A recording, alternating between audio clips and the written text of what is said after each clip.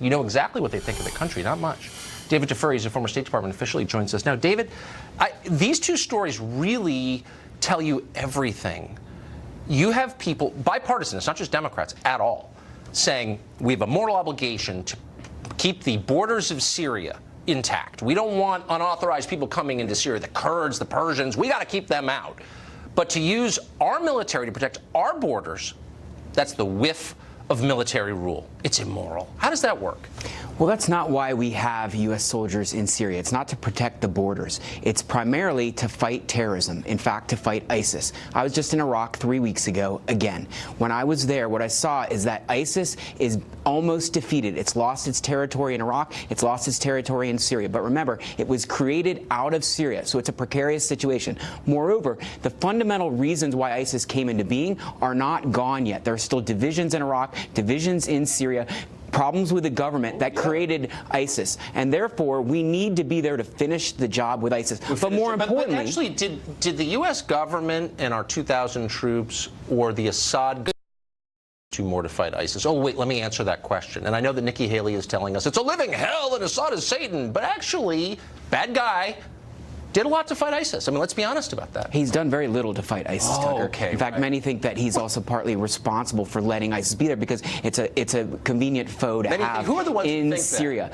But let's go back to Trump. Let's go back to Trump's policy on Syria because it started quite well. In February 2017, he did airstrikes on Assad because Assad used chemical weapons. It looked like he was going to actually diverge from. That's never been proved. I think that's absolutely yet more propaganda. No, it absolutely has not been proved. We had no one on the ground to verify that as of the moment that we sent airstrikes into Syria in retaliation. We didn't. There's no American verified that. I don't know that we know that that's true. It's like one of these things that all smart people, oh, it's true. Are you unpatriotic? Are you for Putin? No, I don't believe that's true, actually. Tucker, all of the reporting from the ground suggests it's true. There was no reporting, and including doctors who examined the victims of Assad said it's true. Oh, American doctors. President Trump and the Republican administration believed it was true. That's why they did airstrikes. I couldn't agree more, and I was skeptical when that happened because my job is not to ratify every decision Trump makes, but to explain what I think is right for our country. So why is it we sent 2,000 troops into Syria in the middle of a conflict we don't even understand, but it's immoral to send them to keep the invasion on our southern border from continuing into our country? How does that work?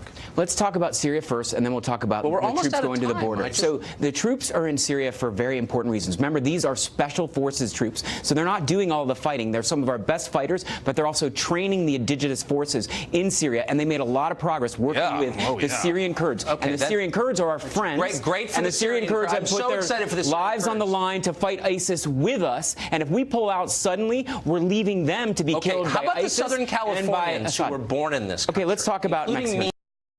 Southern California, no one is looking out for my interests because I'm not a Syrian Kurd. You're right. We have every right to protect our border. And President Trump put forward a border proposal with a budget to Congress in order to do that. He failed to push that through. It was a failure in leadership. So why is with it a immoral Republican to protect Congress. Our country with our military? It's not immoral. It is moral to protect our country.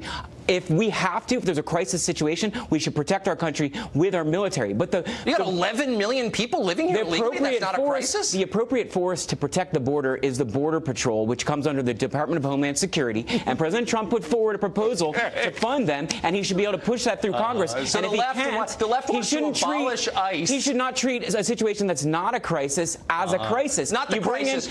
You bring in the National Guard. Not the crisis of the Syrian Kurds. I want my son to go fight on behalf of the Syrian Kurds. I'm just fight ISIS, ISIS, which is responsible for deaths in America and across Europe.